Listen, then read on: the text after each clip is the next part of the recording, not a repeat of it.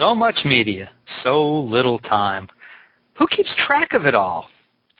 That would be me.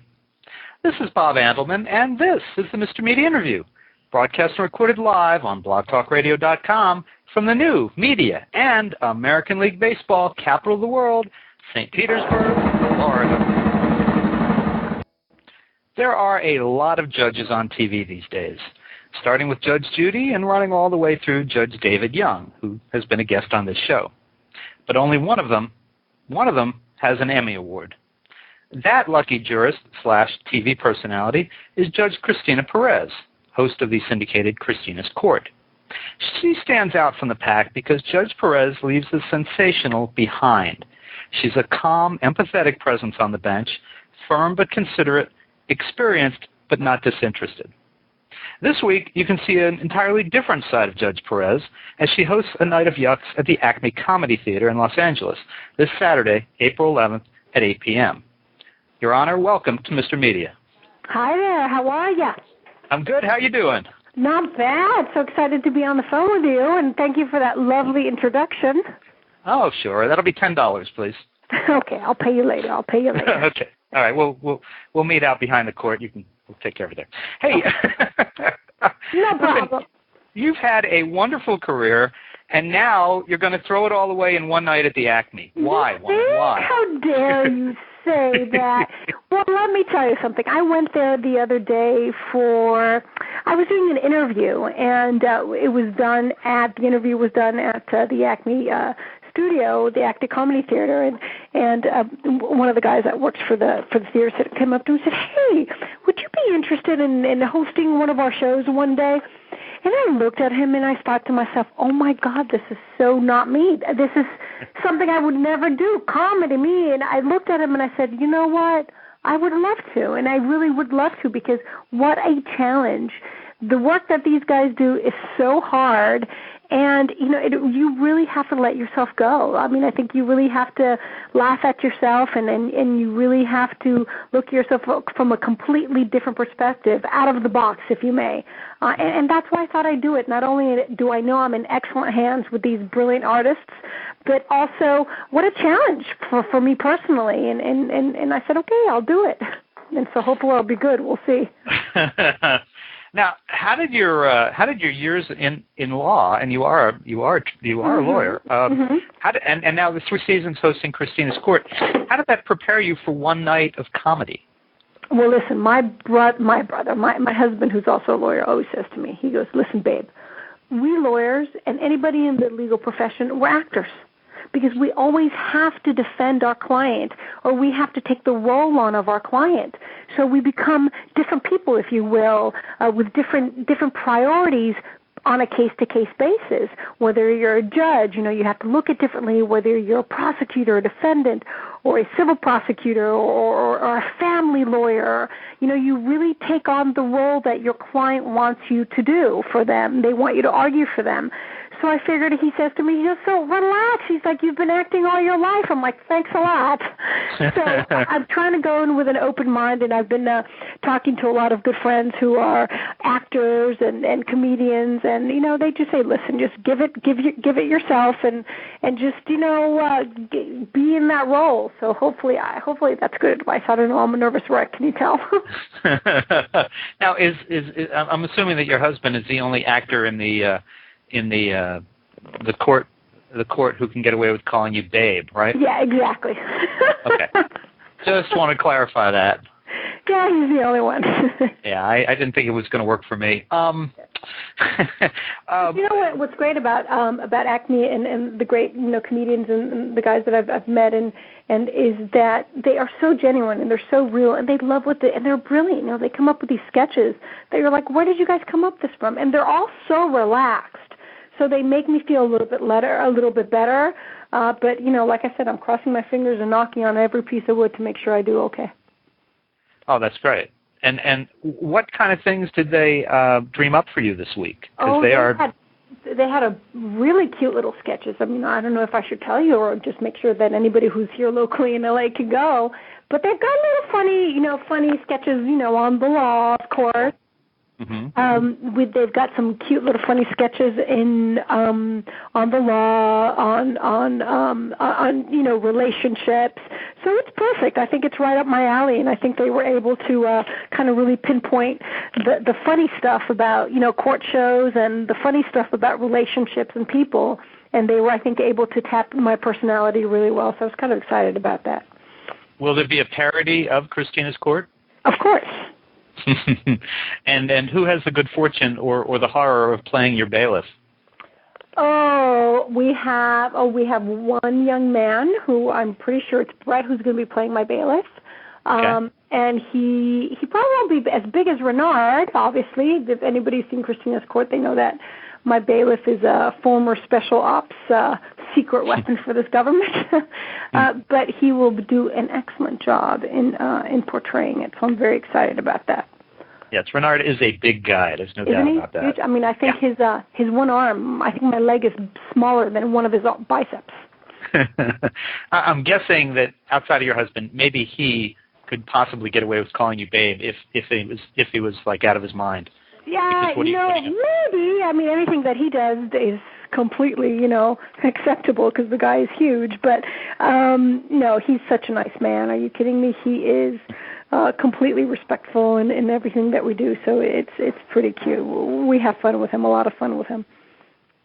Now, the TV show obviously is not scripted. It's produced, but it's not scripted. But here you're having to go in. Right, you're going to have to learn. You're having to learn lines. I assume by today, since the performance is tomorrow, that you've been learning lines all week. How is that going? Well, it's going well. Well, actually, listen, we went on Monday to do a little run-through. I received my scripts on Wednesday afternoon, so yesterday I was going through them as much as I could. Today I plan to do that, all day, and you wake up early tomorrow and do the same. So it's going good. Some of them are very natural. Some of them are just really cute, and I know that it'll be an easy thing to follow through. But some of them, it's like I'm petrified. Oh my God, what if I forget a line?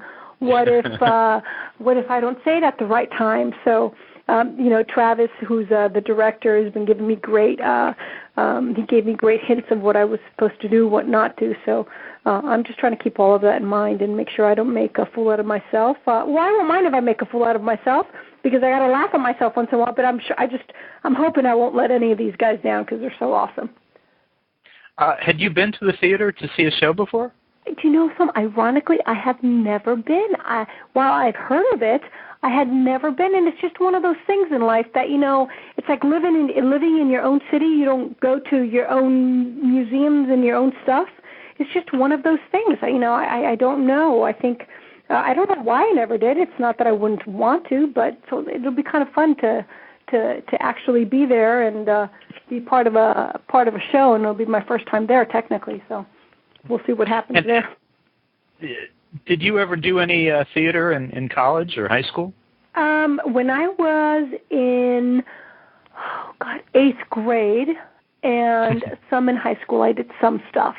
Not a lot because I was kind of like a bookworm.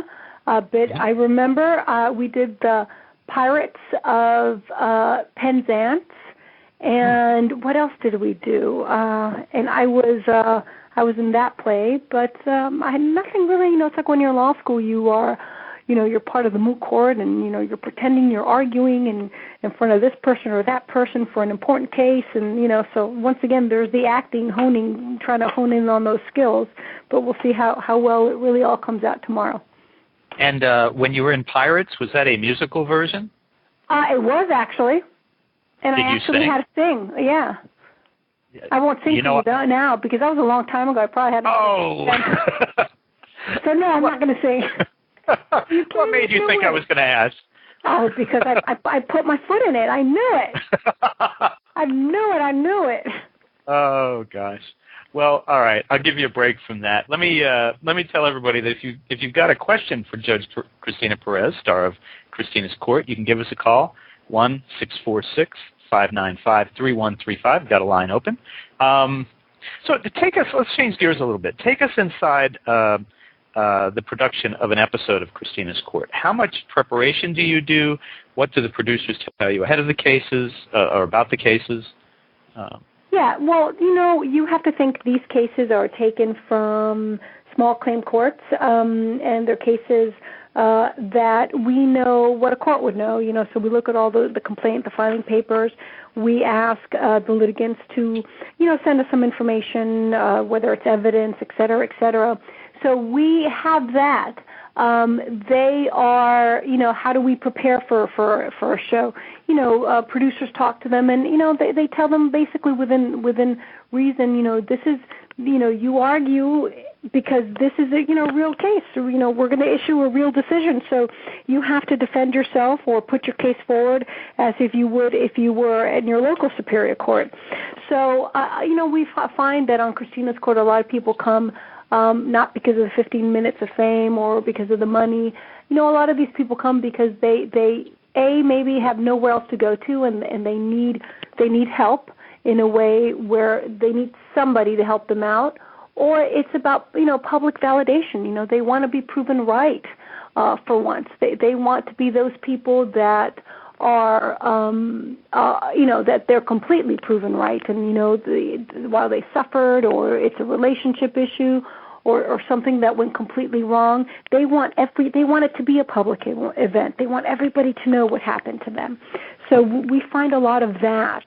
So the way I prepare is you review all the documents. You like in anything, you imagine you recognize the legal issues. You know where you're supposed to go and what you're supposed to basically in what direction, because the law dictates that. But a lot of it is on the spur of the moment, because you never know what people are going to tell you. So you really have to listen very carefully, and you have to be able to follow up and ask questions in order to make decisions. And what's so funny about is that sometimes a lot of people will tell you, "Oh my God, how did that happen?" And what a lot of people don't realize, we spend quite a long time in adjudicating these cases. What you see on air is only like a 22-minute version of what it's taken us an hour to do. Or something of the sort. So, it's something that it's a little bit different if you think about it. I'm sorry. How often does a case really hit you personally? I mean, obviously you've dealt with a lot of cases, in the show, before the show, but how often is there a case that really gets close to you personally? Listen, we are all the same. I think that's what's so great about Cristina's Court. I have an incredible executive producer, Peter Brennan, who's been in the industry for years and years and years. And, he's the guy who was one of the creators of Judge Judy, Judge Joe Brown, his Current Affair, which, from that came a lot of news magazine type shows. So, we recognize the important cases, and what we've been privileged to see is that a lot of people trust us, and they want Cristina's Court to hear some of their cases. So, in a way, every case affects you, because you understand that especially those that they ask you to help them. They ask you, please help me resolve this issue because I don't know what else to do. And sometimes that's the beauty of being on TV, because when you are having a public event, will the person actually realize what's going on or what they're doing wrong, et cetera?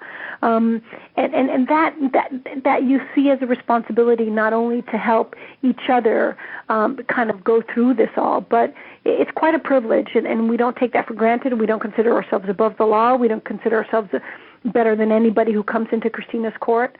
So in a way you have to, everything is serious. These are people's lives, people's problems, as small and trivial as it may be for an insignificant amount of money. It's something, it's something that you have to decide. So when we take a look at it, it's truly, it's a privilege to help people resolve problems. So, that's why I think doing this thing on Saturday night is going to be really good for me. It'll certainly be an interesting experience, won't it? Oh, yes. Now, have you actually been I wasn't sure from reading your bio, have you actually been a judge within a legal system? No, I'm a lawyer, always been a lawyer, legal arbitrator, but as an officer of the court, what I do is, I do what we all do in the legal profession. Our job is to get to the truth, I've been doing court shows since 1998, 99, And, on Christina's court alone, we've adjudicated over more than 600 cases because we give legal binding decisions. So what I decide, for all intents and purposes, I serve as the judge. I decide on these cases, and the people agree that what we decide for is what will be legally binding on them. So it's something that's very interesting. Most judges who are on TV are in the same situation, and that's exactly what they do. So it's a huge responsibility, but it's a lot of fun in the same way. I wanted to clarify that because there's a live web chat that accompanies the live Mr. Media interviews, and someone in the chat had asked if you had ever sentenced anyone to death, and that's why I didn't think you had actually been a judge. No, but remember, I've never been a criminal judge. And that's a different thing. Civil, we do civil stuff on Christina's court. Right. And that would be a criminal judge who would sentence people to death, and federal appellate judges. That's something completely different. Thank God we don't deal with any stuff like that. Well, let me ask you this. Now, you do get some interesting characters through the court. Has there ever been anyone that you would have liked to have sentenced to death? Of course. Are you kidding me? Of course. There's some people where you're like, oh, my God. And, there's been, some cases that involve criminal issues where we've taken a step and have contacted the local authorities to see what can be done. So, there's, it's like law and anything. There's many different areas of law, but, a lot of them parallel each other. Now, on the show, you just mentioned that what we may see settled in 20 minutes or less will probably take taping is an hour or more. What's the quickest that you've dispensed with a case in Christina's court? Oh gosh, I don't know. I have no idea. I think maybe the quickest. Oh well, I remember the quickest. This young kid who really was quite full of himself and his life. He came in and didn't kind of like everything was shrugged off my shoulder, not my responsibility. Oh, so what? He walked out after 15 minutes of listening to something that they said he was doing wrong, and he thought that the plaintiffs were crazy, and he walked out. And I think that was probably like less than 20 minutes. So that was pretty basic. That was probably the quickest because he's like, oh my God, no, that's not true. That's not true. He's very arrogant and very full of himself, which unfortunately, that happens. So I think that was probably the quickest because he didn't like to hear the truth about himself, so he walked out. I watched an episode where you had this couple that had a 6-week affair 7, 8, 9 years ago, and he didn't know whether he was the father or not. And it was a very interesting case. And of course, it has to end with the DNA evidence of whether or not he is the father. And it was what I liked about it. I'm not, I'm working during the day. I'm not watching a lot of soaps or the court shows. But what I liked about it was when you open the envelope. This really touched me. You open the envelope and you saw the result of the DNA test.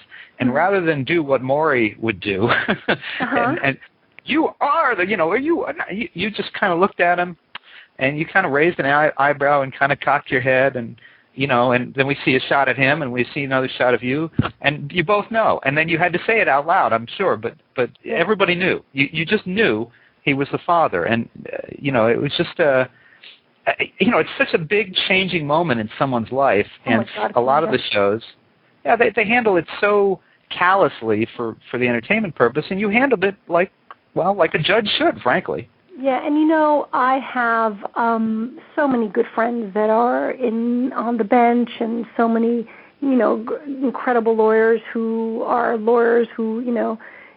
anybody can try to apply and but the thing is that what I've learned most is integrity. Integrity of how you handle things. And, I always try to put myself in that person's situation. If I were that plaintiff or that defendant, how would it's back to like the old rules Mom and Dad teach, how would you like to be treated, And I think to myself, if I were in a predicament like this, how would I want somebody to break it to me? And that's what I mean about Christina's court. We understand things are important, and we're not going to trivialize the important things in life. That was a life-altering, changing thing for that man, he didn't need me to go and say, oh, it's just because it's real life. Like I said, these are real people, real legal problems, and there are real legal binding decisions that are being issued. So it has to be real. As much as we understand it's television, you have to go out there being a real human being. If not, it's not going to work. That case was, I don't want to linger too much on a single case, but that case I thought was interesting because I think a lot of guys could see themselves in him, in that he, 7 or 8 years earlier, had obviously been a completely different person. Mm-hmm. And he grew up in the meantime, and he had a family, he had kids, and he knew that maybe his behavior at that time was not recommending. Well, to make mistakes, right? Yeah. And, he handled himself very well, and like I said, so the way that you handled the announcement, I like that. So. Okay, well, thank you. Sure. So I asked you that so I could ask you this. So, okay. do you and the other TV court judges ever get together at like a convention or go to hang out at the Wapner's house? Yeah, people always ask us that. No. It's so funny. We see each other in circles, but no, I mean, there's not. I can't tell you that we go out and meet every year and have a conference and lecture on each other what should be done, what should not be done. We don't. We see each other at media events and things like that. I happen to have a close relationship, obviously, with Judge Alex because he is, he's part of the Fox family. Judge David Young happens to be a very good friend of mine. And, I've, Lynn Toller through Fox, we've met, and she's a lovely, lovely lady. But as in my buddies, somebody I text back and forth with all the time, or somehow we talk and communicate. It's, that's not what we're all like. We are in different parts of the nation, and, with different competing networks. And not only do we deal with the politics of TV, the politics of networks, but, we all have our own lives. I see Judge Joe once in a while at media things, and he's just a charming man. But no, we don't have, unlike popular belief, we don't have conventions to, can you imagine to get boring? It's like you'd have the same lectures all over again, It's like I don't know. I think that like the Supreme Court, I think on the first Monday of October that all of the TV judges should gather, wear their robes, and issue some statements. I think it'd be great. So maybe I'll ask them to see what they want to do. We'll take it from there. Also, I have to say that if Judge David Young is such a good friend of yours, I don't know why he didn't warn you away from coming on this show. But okay. Maybe he didn't know. Well, David's been on the show, so I think he knows better. But did any of them, those that started before you, and I think David may have started after. Yeah, David started after. Did any of them offer you any advice or make any threatening gestures or any of that sort of stuff? No, because remember, I've been doing court shows in Spanish language for over 10 years now. So, that's true. I'm sorry. I came on to Fox basically not technically being a rookie in English language, but not being a rookie to the genre of court. So, but it was, it was interesting to meet people. My executive producer, like I said, Peter Brennan's had an incredible history in court with the program of Judge Judy and the program of Judge Joe Brown. So, he had a lot of incredible things to say and direction, which you have to listen to somebody like that who's so smart. Well, tell me about the day that you won the Daytime Emmy for Christina's Court. How did that day start? How did the day end? The day started like any other day, any other crazy day in my life. Pretty normal. My husband, I have a daughter, just pretty normal. Went, got my makeup done. Well, that would be different, getting the hair and the makeup done, because that's not something I do every day. But it was just, a very calm day. We were so excited to go. It was like going to the prom, with somebody you really had a crush on, because your eyes were like, whoa, everything you did was like, whoa, look at that person, look at that person. It was just a big, grandiose event. So going to it was amazing, great experience, having fun, getting all dressed up, walking the red carpet, sitting down, looking at all the other daytime stars that were there. It's like that was, it's like I felt like I was a kid, in a candy store, like, oh my God, look at that person, look at that person. It's like you really feel out of place because you would have never thought you would be in the same room with all these people, right? But we went, with a great group of producers from Christina's Court, and we had a great time. And it happened so fast. It was just like all of a sudden, we were the 7th category, and they announced it. We knew we were nominated, so we were so excited. excited about that, but it took a time to register that we actually won, and I sat there on my table like, I kept smiling like, oh my God, this is just great, and it just did not register, and it was my husband who actually said, get up, hurry up, get up. I'm like, what? And so it was kind of, it was just an amazing experience. Very grateful, obviously, an amazing experience. Did your plans that evening change after the win? Did you do anything special? Well, yeah, like after we won, we're all like, okay, so what do we do now? So, we all went out and we went to our, we didn't have a party planned, nothing was going on, so afterwards we were like, what do we do? And so we went out to, actually, ironically, my executive producer's house because he lives near there, and they had his sons go out and buy a couple bottles of champagne, and they invited a few people over, and we kind of had like a little cute mini reception there, and we all kept looking at each other, and we just couldn't believe it. We're like, oh my God, can't believe it, and and it was just one of those nights where you're just like, I don't think I went to bed until like 3 o'clock in the morning because I was so like on such an adrenaline rush, and like, oh my God, you cannot believe it. Wow. And it was a huge privilege if you think about it. I mean, what an honor for the people in the industry to say, my God, we thought that even though everybody in my court genre is amazing and they're incredible people and they're all there for a reason, obviously we fight with TV, politics, and et cetera, you really have to give props to everybody because, everybody who was there on the genre is amazing. Everybody got nominated. They were there for a reason. But it was really quite a privilege for us to be singled out. I mean, really quite an honor. Now, other than the clip at the beginning of your show that shows you holding the Emmy Award, has life changed at all since this happened? Absolutely not. Absolutely not. Life is, it is what you make it, and you're still the same person. You're still working hard, trying to be the best you can, and it's an incredible part of your life. You're not better, you're not different, you're not worse. You're just still the same person. Where do you keep the award?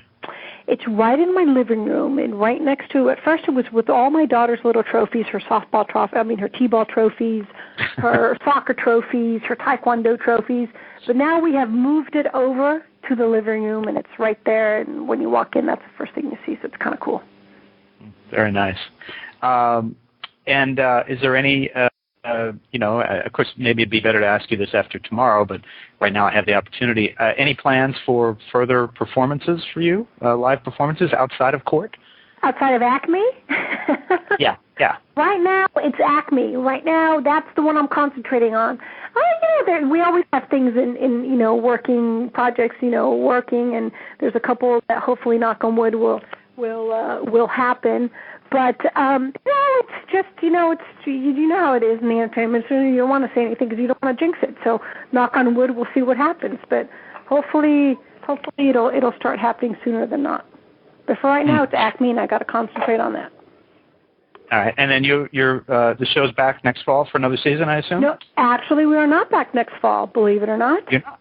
No, I didn't know that. Yeah, we will not be back next fall, which was kind of like a bummer for us. But unfortunately, Fox decided to replace us with another court show. So we are so grateful to Fox for those 3 years, and right now we are in the process of putting Christina's Court, or the version of Christina's Court, on. We're negotiating and putting it on other networks. So we're kind of excited about that. Oh, so we may see it yet in another setting. Oh yeah. Are you kidding? We'll be back. Okay, good.